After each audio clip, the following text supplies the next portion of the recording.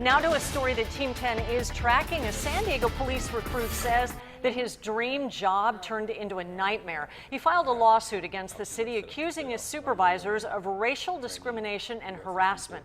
It's a story that you will only see on 10 News. And investigator Melissa Mejia joins us on this story. The recruit said he got in trouble for following the rules. Yeah, that's what he said. Matthew Francois said he had a concern during field training, so he contacted a mentor in the department for advice. It went downhill after that. He claims by following training, he was fired. It's something I wanted to do since I was 6 years old. Matthew Francois won't forget the day San Diego police hired him in 2014. It was a dream job. But that changed when he started the field training program. He began in Southeastern and Mid-City divisions. They did things by policies and procedures in the Blue Book, which is what guides the field training program. That included running a record search on people he stopped. His lawsuit claims when he went to Northeastern, which is 60% white, Francois' superiors changed the rules.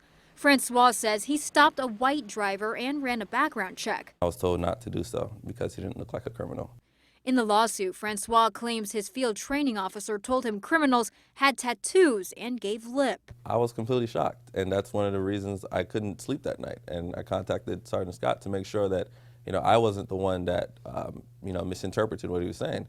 He didn't know his mentor, Sergeant Art Scott, already had a lawsuit against the department for racial discrimination.